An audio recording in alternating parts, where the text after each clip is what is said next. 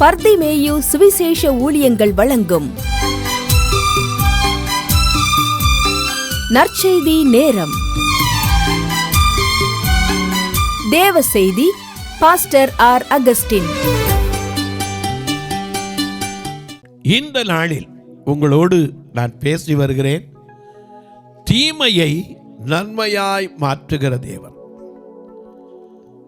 வாழ்க்கையில தீமை இல்லைன்னே சொல்ல முடியாது. இன்னைக்கு எங்க பார்த்தாலும் தீமை கேள்விப்படும் போதே பயமா இருக்கு. அந்த தீமையை கூட நன்மையாய் மாற்ற ஒருவர் இருக்கிறார். தீமை யாரால வருதுன்னு நினைக்கிறீங்க? பவுல் சொல்லுகிறார் 2 கொரிந்தியர்ல 11:23 சொல்லுகிறார், அவருக்கு எத்தனையோ மோசங்கள் வந்துச்சான். அது யாரால? சுயஜனத்தால. அவர் சொல்றார், நான் அதிக புத்தியீனமாய் பேசுகிறேன், அதிகமாய் பிரயாசப்பட்டேன், அதிகமாய் அடிக்கப்பட்டவன், காவல்களில் வைக்கப்பட்டவன், அநேக தரம் மரண அவதியில் அகப்பட்டவன், ஒன்று குறைய 40 அடியாக 5 முறை அடிக்கப்பட்டவன், 3 தரம் மிளாறுகளால் அடிக்கப்பட்டேன், கல்லெறியுண்டேன், 3 தரம் கப்பற் சேதத்தில் இருந்தேன், கடலிலே ராப்பகலை போக்கினேன், அநேகம் தரம் பிரயாணம் பண்ணினேன், ஆறுகளால் வந்த மோசங்கள், கள்ளரால் உண்டான மோசங்கள். அதுதான் முக்கியம். சுய ஜனத்தாரதான் மோசம் வருது. உங்க வேதத்தை எல்லாரும் எடுத்துக்கொள்ளுங்க. திரும்ப என்னோட சேர்ந்து நீங்க எடுத்துக்கொள்ளலாம். ஆதியாகமம் 37ஆம் அதிகாரம் 12ஆம் வசனத்திலிருந்து எல்லாரும் திருப்பி வச்சிருக்கீங்களா? அப்படி எல்லாரும் எடுக்கிற வரைக்கும் சகோதரிகளே ரத்தத்தால் கழுவப்படுங்களே, சகோதரிகளே ரத்தத்தால் கழுவப்படுங்களே.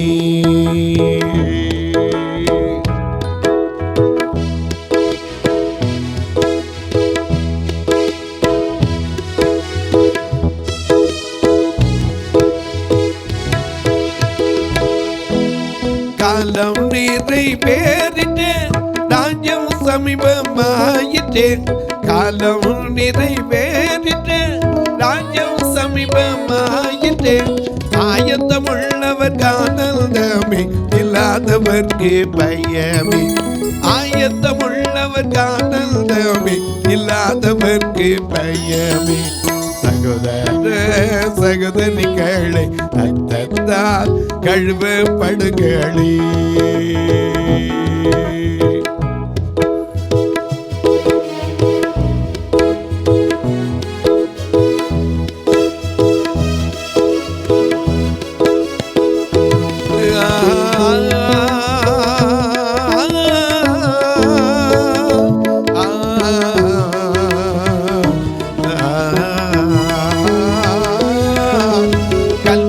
மலை மேல் ஏறினார்,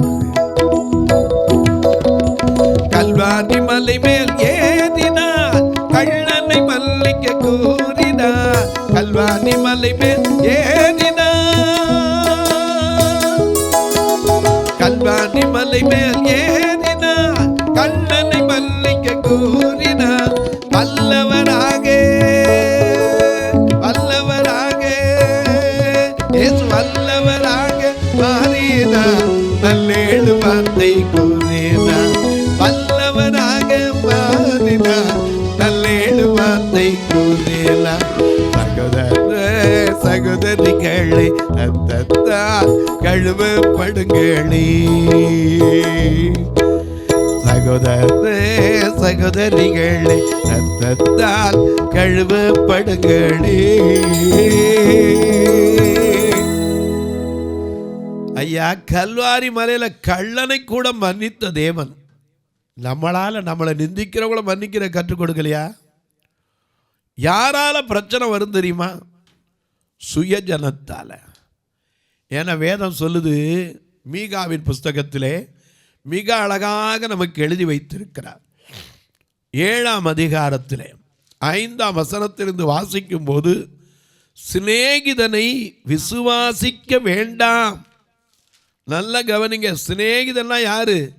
உயிர் காப்பான் தோழன். சிநேகிதன் யாரு?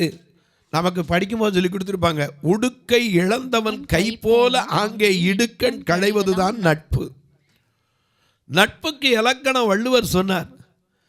போய்கிட்டு இருக்கும்போது ஆடை வழங்கிருச்சுன்னு வச்சுங்க, உடனே கை என்ன செய்யும்? நான் போய் சரி பண்ணவா அப்படின்னு கேட்டுக்கிட்டா போது உடனே அதை எடுக்கும், அப்படியே எடுத்து சரி பண்ணும். அதுபோல நட்பான், நட்புக்கு இலக்கணம்.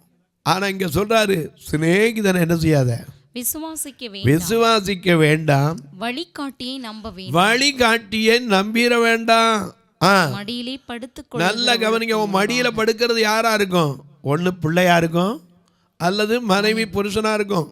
உன் மடியிலே படுத்துக் கொள்ளுகிறவருக்கு முன்பாக உன் வாயை திறவாமல். சிம்சோன் வாயை திறக்காம இருந்தான், கடைசியில் வாயை திறந்ததுனால தான் பிரச்சனையே வந்துச்சு. வாயை திறக்காம இருக்க வரைக்கும் பிரச்சனையே இல்லை. வாயை திறந்தான், உடனே பெலிஸ்தீனை கூப்பிட்டா, வா வா வா, என் இருதயத்தெல்லாம் வெளிப்படுத்தினான், மறுபடியும் மட்டும் வந்துருங்கண்ணா. கடைசியில் கட்டி கொண்டு போகிற காரணமாக இருந்தா. எனக்கு அன்பானவர்களே, வழிகாட்டிய நம்ப வேண்டாம். உன் மடியிலே படுத்துக் கொள்ளுகிறவளுக்கு முன்பாக உன் வாயை திறவாமல் எச்சரிக்கையாயிரு. ஏன்னா மகன் தகப்பனை மகன் யாரு? தன் சொந்த ரத்தம், தான் பெற்ற பிள்ளை. ஏன்னா அழகா நம்ம பாடுறோம்,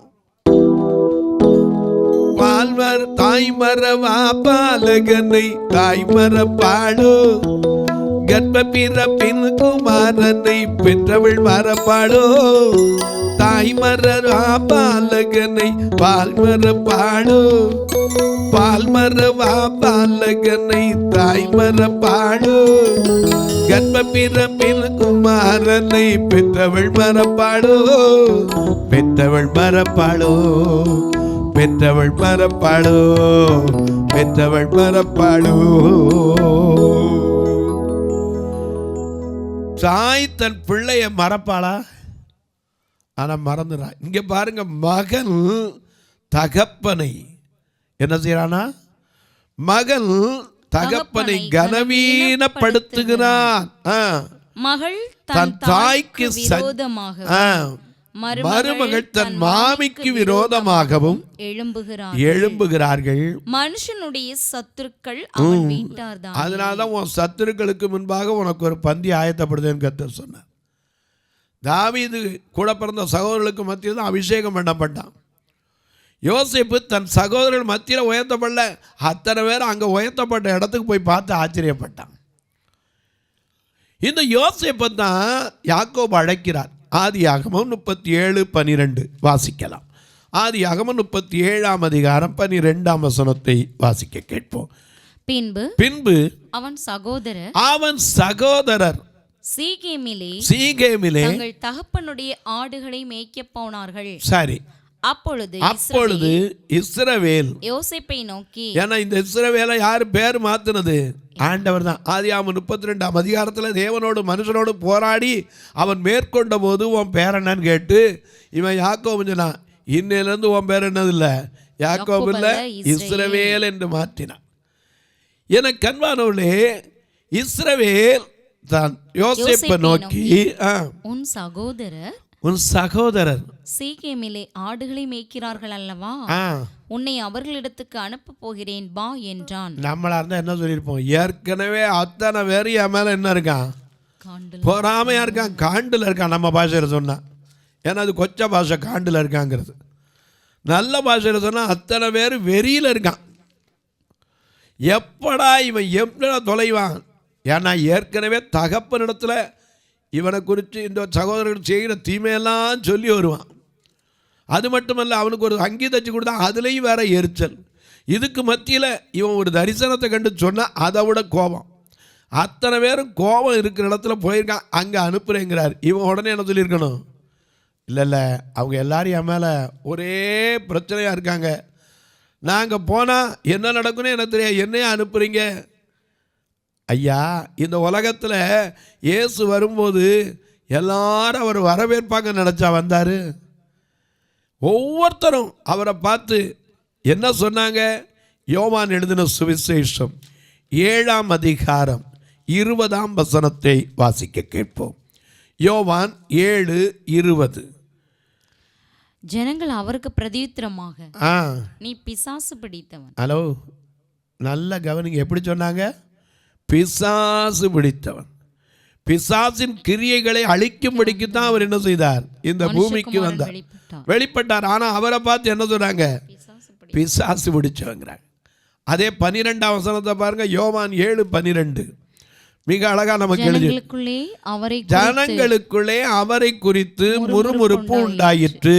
சிலர் அவர் நல்லவர் என்றார்கள், சிலர் அவர் நல்லவர் என்றார்கள், வேறு சிலர் அப்படியல்ல, அவன் ஜனங்களை வஞ்சிக்கிறவன் என்று சொன்னார்கள். 4ஆம் வசனத்தை பாருங்க, பிரபலமாய் இருக்க அவர் பிரபலத்தை விரும்புகிறமாய் இருக்கிற எவனும் அந்தரங்கத்திலே ஒன்று. இவர் எல்லா நன்மையும் என்ன செஞ்சாரு? அந்தரங்கத்தை செஞ்சுட்டு ஒருத்தருக்கு என்ன செய்யாத, சொல்லாதே சொல்லாதே என்று போனார். பிரபலமா இருக்கிற விரும்புகிறவன் அந்தரங்கத்தை செய்ய மாட்டான். அது மட்டும் இல்லை, 15 வந்து வாசிக்கும் போது அவர் கல்வி அறிவில் கல்லாதவர்னு சொன்னாங்க. யார் அவரை குறித்து நல்லவர்னு சொல்லலை, நம்ம தான் பாடிக்கிட்டு இருக்கிறோம். நம் இயேசு நல்லவர், ஒரு போதும் கைவிடா, ஒரு நாளும் விலகிடா. இயேசு நல்லவர், ஒரு போதும் கைவிடா, ஒரு நாளும் விலகிடா.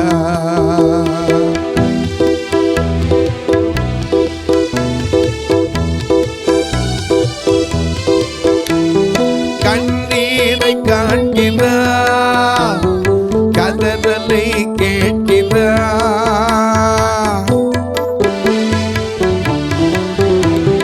கண்ணீரை காண்கிறார், கதறலை கேட்கிறார்.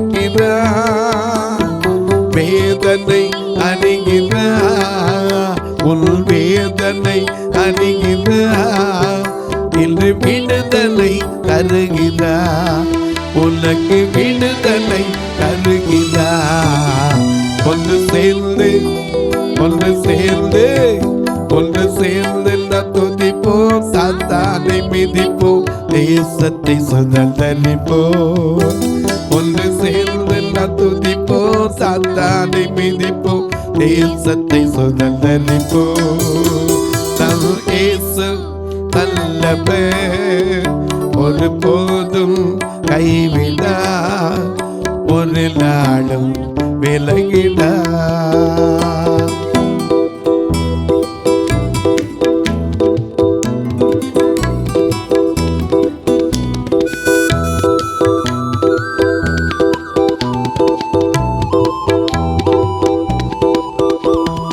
எதிர்காலம் நமக்குண்டு, எதற்குமே பயமில்லை.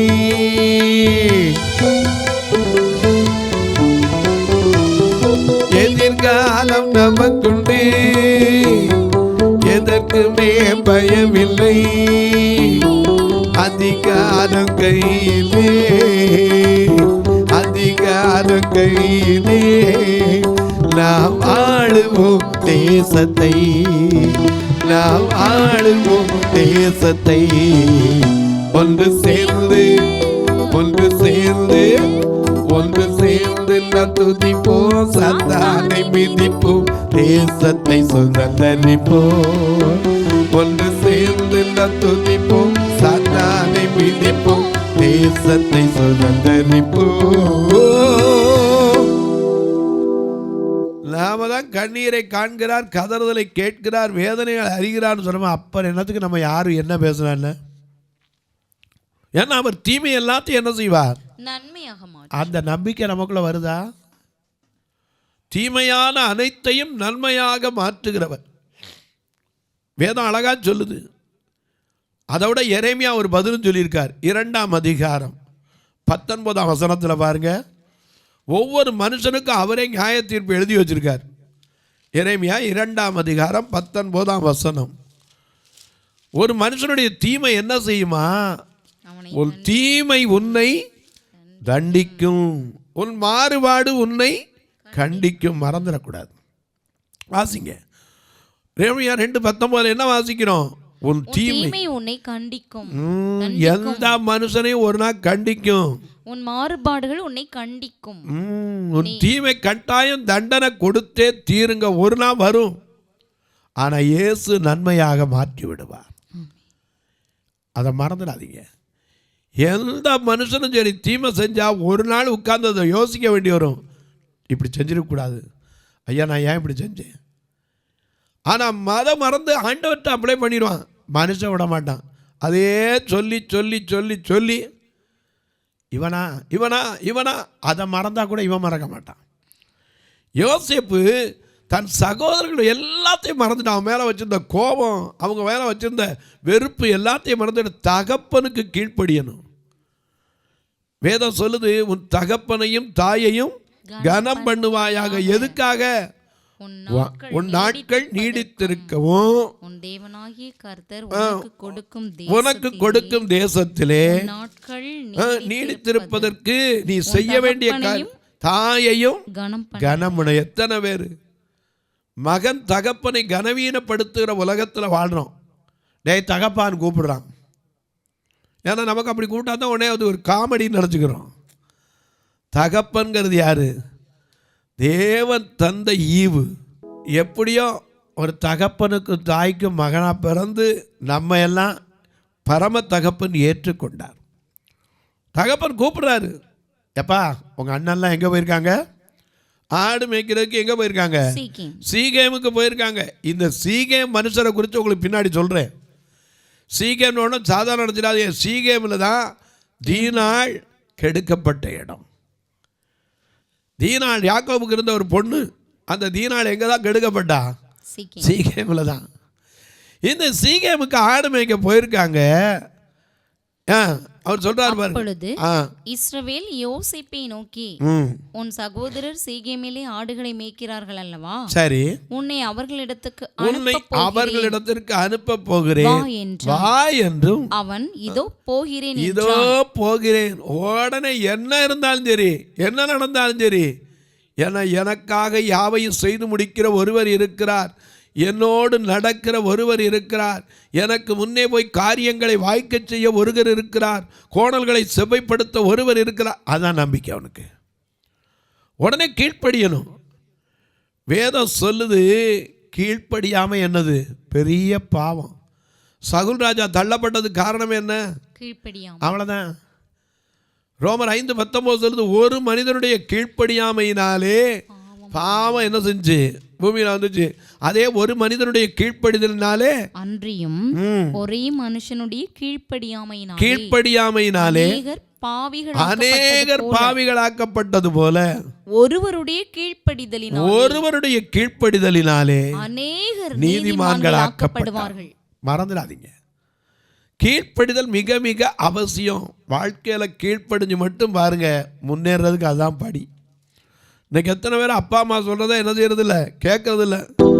அப்பா அம்மா சொன்ன கேளுங்க, ஐயா தப்பா எப்போதும் நடக்காதீங்க.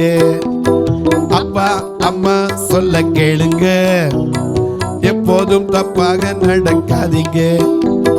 வீட்டை விட்டு நாட்டை விட்டு ஓடி போய், வீட்டை விட்டு நாட்டை விட்டு ஓடி போய் வாழாதீங்க. அப்பா அம்மா சொல்ல கேளுங்க, தப்பா எதுவும் நடக்காதீங்க. அப்பா அம்மா சொல்ல கேளுங்க, எப்போதும் தப்பாக நடக்காதீங்க. அப்பா அம்மா சொல்ல கண்டிப்பா என்ன செய்யணும்? கேட்கணும், கீழ்ப்படியணும். தகப்பன் தன் பிள்ளைகளுக்கு யாரு? சங்கீதக்காரன் 103 சொல்றான், தன் பிள்ளைகளுக்கு இறங்குகிறது போல கர்த்தர் தமக்கு பயந்தவர்களுக்கு இறங்குகிறார். தகப்பனை கனவீனப்படுத்தினா அது உனக்கு சாபம். எனக்கு அன்பாளே உடனே போறேன்னா அங்கே போகிறான், சாப்பாடை கொண்டு போனால் அந்த இடத்துல இல்லை. பக்கத்தில் கூட கேட்டான், இவங்களாம் எங்கே போயிட்டாங்க? அப்போ அவங்க பேசிக்கிட்டு இருந்தாங்க, தோத்தானுக்கு போவோன்னா. இந்த தோத்தானில் தான் யார்? எலிசா அவனை பிடிக்கிறதுக்காக என்ன செஞ்சாங்க? ஆள் அனுப்பப்பட்ட இடம். ஏன்னா எலியா சொல்லிவிட்டான்னு சொல்லி எங்கோ ஒருத்தன் இருக்கான், என் காரியத்தெல்லாம் சொல்கிறான்னா, அவன் தோத்தானில் இருக்கான்னா. 2 ராஜாக்கள் 6ஆம் அதிகாரத்தில் தோத்தானில் இருக்கான உடனே அவனை பிடிக்கிறதுக்கு ஆள் அனுப்புனான் அங்கேருந்து. அவன் அங்கே போய் சொன்னான், தேவனுடைய மனுஷனே நீ என்ன செய்ய, இறங்கி வா. நான் தேவனுடைய மனுஷனானா உன்னையும் உன் கூட இருக்கிற அந்த அப்பேரையும் அத்தனை பேரையும் அக்கினி பட்சிக்கிட்டு. அடுத்த நிமிஷம் அத்தனை பேர் என்ன செஞ்சான், போய் சேர்ந்தான். ஒரு குரூப்பில் 2 குரூப்பில் 3வது குரூப் வந்து தான் தாழ்த்தினான், அதனால் பொழைச்சான். எனக்கு அன்பானில் இந்த தோத்தான் அங்கே போகிறான். அங்கே அவனோட தோத்தானில் போயிருக்காங்கன்னு இவர் போகிறாரு. போகிறதுக்கு முன்னாடியே தீமை செய்கிறது திட்டம் போட்டாங்க. என்ன திட்டம் போட்டாங்க? அதே ஆதியாகமம் 37:18-19 வாசிக்கிறோம். அவர்கள் அவனை தூரத்தில் வரக்கண்டு அவன் தங்களுக்கு சமீபமாய் வரும் முன்னே சதி ஆலோசனை பண்ணி அவனை கொலை செய்யும்படி சதி யோசனை பண்ணி ஒருவரை ஒருவர் நோக்கி இதோ சொப்பனக்காரன் வருகிறான், நாம் அவனை கொன்று இந்த குழியில உள்ளே போட்டுருவான்ட்டான். செத்தப்பறதான் குழியில ஓடுவான், சாவுனாலே போடுறதுக்கு முடிவு பண்ணிட்டான். இன்றைக்கி நிறைய பேர் அப்படி தானே, எப்படா போவார், இத்தனை நாள் படுத்தே கிடக்கிறாரு. போன வாரம் தொலைக்காட்சியில் ஒரு சின்ன நிகழ்ச்சி வந்துச்சு. மனைவி ரொம்ப உடம்பு முடியாமல் இருந்தாங்களாம். இவன் சுத்தியில் வச்சு அடித்து கொண்டு போட்டானான். கேட்டால் எவ்வளோ நாள் தாங்க நோயோடய படுத்து கிடப்பா பார்க்க முடியும். இன்றைக்கி இருக்கிற உலகத்தில் என்ன நடக்கும்னு கடைசி காலம். தீமோத்தேயு எழுதினாரே பவுல், 2 தீமோத்தேயு 3:1 எழுதினாரே, கடைசி நாட்களிலே கொடிய காலங்கள் வரும் என்று அறிவாயாக. மனுஷர் எப்படி மாறுவாங்க? மனுஷர்கள் தற்பிரியராய், பணப்பிரியராய், வீம்புக்காரராய், தூஷிக்கிறவர்களாய், தாய் தகப்பன்மாரை கீழ்ப்படியாதவர்களாய், நன்றி அறியாதவர்களாய், பரிசுத்தம் இல்லாதவர்களாய், சுபாவ அன்பு இல்லாதவர்களாயும், அவதூறு செய்கிறவர்களாயும், இச்சை அடக்கம் இல்லாதவர்களாயும், பகைக்கிறவர்களாகவும், துரோகிகளாயும், துணிகரமுள்ளவர்களாயும், இருமாப்புள்ளவர்களாயும், தேவ பிரியராயிராமல் சுகபோக பிரியராயும், தேவ பக்தியின் வேஷத்தை தரித்துக் கொண்டு அதன் பலனை மறுதலிக்கிறவர்களாயும் இருப்பார்கள். மறந்துடாதீங்க. தொலைக்காட்சியில் பார்க்கிற என் அன்பு மக்களே, சாகு முன்னாலே தீமை செய்ய நினைச்சான், செத்துட்டான்னு சொல்றதுக்கு. இவனை கொன்று குழியில் ஓட்டுருவோம், செத்தப்பறம் தான் குழியில் ஓடுவான். இவன் வர்றதுக்கு முன்னாடியே தீமை செய்ய நினைச்சான். ஆனால் கர்த்தர் அதை நன்மையாய் மாற்றி விட்டார். தொலைக்காட்சியில் பார்க்கிற உங்களுக்கும் கூட எத்தனையோ பேர் தீமை செய்ய விரைந்தோடு கால்கள் உங்களுக்கு இருக்கலாம், அபத்தம் பேசுகிற நாவு இருக்கலாம், பொய்யை பிடைக்கிற இருதயங்கள் உங்களுக்கு விரோதமாக இருக்கலாம். ஆனால் கர்த்தர் உன் பட்சத்தில் இருக்கிறார். அதை நினைக்கும் போது தான் ஆண்டவர் சொல்லணும், நீர் என்னோடு இருக்கும்போது என் வாழ்க்கையில் என்னாலும் வெற்றி. நீர் என்னோடு இருக்கும்போது எல்லாரும் வெற்றி பெற்றி. நீர் என்னோடு இருக்கும்போது எல்லாரும் வெற்றி பெற்றி. ஆண்டவரோட இருக்கும்போது உனக்கு எல்லா காரியம் பற்றி நீ முயற்சி பண்ணிடாத, எதிர்த்து ஒரு வார்த்தையும் சொல்லிடாத, மௌனமாக இரு. ஏற்ற காலத்தில் உன்னை உயர்த்துவார். தொலைக்காட்சியில் பார்க்கிற நீங்கள் ஒரு வார்த்தை ஜெபம் பண்ணுறீங்களா? இந்த நிகழ்ச்சி தொடர்ந்து வர்றதற்கான தேவைகள் சந்திக்கப்பட ஒரு வார்த்தை ஜெபம் பண்ணுறீங்களா? ஒவ்வொரு நாளும் நான் காலையில் வந்து சொன்னேன், ஆண்டவரே இந்த நாளை எப்படி நடத்த போகிறீங்க? ஞாயிற்றுக்கிழமை வந்தால் எனக்கு பெரிய பாரம் உண்டு. ஏன் தெரியுமா? வர்ற கண்ணுறாங்கள போகிறான். ஐயோ பசியோடு அவங்க போயிடக்கூடாது, ஐயோ அவங்க அலைஞ்சு திரிஞ்சிடக்கூடாது, அவங்களுக்கு வேன் வாடகைக்கு எடுத்து அனுப்பணும், சாப்பாடுக்கு ரெடி பண்ணணும். இன்றைக்கே காலையில் கூப்பிட்டு கேட்டார், நாளைக்கு என்ன சாப்பாடியா ரெடி பண்ண? நான் சொன்னேன், என்ன இருக்கோ அதை ரெடி பண்ணுங்க. அவர் கேட்டார், போன வாரம் சிக்கன் போட சொன்னீங்க, இந்த வாரம் சாம்பார் வைக்க சொன்னீங்க, வைங்க. எல்லா வாரம் கொடுக்கணும் எனக்கு ஆசை இருந்தால் கூட முடியாது. ஆனால் வர்றவங்கள சாப்பிட்டு அனுப்புனா போதும். ஒவ்வொரு ஞாயிற்றுக்கிழமையும் இந்த வாரம் உண்டு. ஒரு சபைனா பரவாயில்ல, 2 சபையிலையும் கண்ணு தெரியாங்களா இருந்தால் அங்கே தான் காணிக்க வரும். ஐயா வந்து எண்ணி பாருங்கள், கரண்ட் பில் கட்டுற கூட இருக்காது. எனக்கு அன்பானவர்களே, உங்கள் பிறந்த நாள், திருமண நாள் போன்ற நல்ல நாட்களிலே கர்த்தர் ஏவினால் நல்ல உணவு கொடுக்க உதவலாம், இவங்களை கூட்டிகிட்டு வரக்கு உதவலாம், கட்டுமான பணிக்கு உதவலாம். அது மட்டும் இல்லை, ஒருவேளை கர்த்தர் உங்களை ஆசீர்வதிச்சிருந்தான்னா நான் ஒரு வேன் வாங்கி கொடுத்தா எப்படியா இருக்கும் அப்படிப்பீங்க. பெரிய ஆசீர்வாதமாக இருக்கும். ஏன் தெரியுமா? இந்த சபை நான் போயிட்டா கூட நடக்கிறதுக்கு அது உதவியாக இருக்கும். ஆண்டவர் அன்றைக்கி எழுப்பி தரணும், ஜெபம் பண்ணுங்க. சிலர் கேட்பீங்க, ஐயா எனக்கு ஏதோ கொஞ்சம் கொஞ்சம் உதவி செய்யணும், ஆனால் தூரத்தில் இருக்கேன். 2 ஃபோன் நம்பர் வரும். இதிலேயே நீங்கள் ஜிபே உண்டு, ஃபோன்பே உண்டு, தொடர்பு கொள்ளலாம்.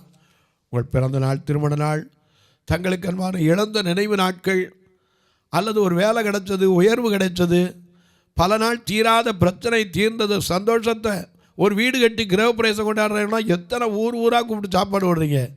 ஏன் ஒரு கணுதிரி அவங்களுக்கு கொடுக்க அப்படியாதான்? கர்த்தர் ஏவினான். தாராளமாக தொடர்பு கொள்ளலாம்.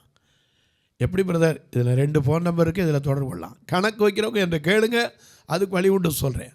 தபால் வழியாக தொடர்பு கொள்கிறவங்களுக்கு சொல்லுவேன், நேராக போஸ்ட் ஆஃபீஸில் போய் போஸ்ட் பேங்க் அக்கௌண்ட்டு 36 35 38 89 63 இதில் ஆர் அகஸ்டினே இருக்கும். நீங்கள் அந்த நம்பரை சொல்லி பேரை சொல்லுங்கள், அதிலே அவங்க கம்ப்யூட்டரில் அடித்து கொடுப்பாங்க. சோம்பல் பண்ணிட்டு வேணால் அடிக்காமல் சொல்லலாம். மற்றபடி கண்டிப்பாக மத்திய அரசாங்கம் வச்சுருக்கிறது எங்கேயும் இல்லைன்னு சொல்ல முடியாது, இருக்கும். நீங்கள் அது வழியாகவும் தொடர்பு கொள்ளலாம். அது மட்டுமல்ல, உங்கள் ஜெபக்காரி எது இருந்தாலும் காலை 10லேருந்து 5க்குள்ளே தொடர்பு கொள்ளலாம். இப்போ உங்களுக்கு ஜெபிக்கட்டுமா? நல்ல பிதாவே, நன்றியோடு துதிக்கிறோம் சுவாமி. இந்த மனமகிழ்ச்சியான நாளிலே யார் யார் ஐயோ எனக்கு தீமை செய்கிறாங்களே மனம் சோர்ந்திருக்கிற ஒவ்வொருவருக்காய் ஜெபிக்கிறேன். தீமைகளை நன்மையாய் மாற்றுகிற தேவன் அவர்களுக்கு உதவி செய்யும். ஒவ்வொருடைய மனதுக்கு ஆறுதலை கொடும், சமாதானத்தை கொடும். வியாதி படுக்கையில் இருப்போருக்கு விடுதலையை கொடும்.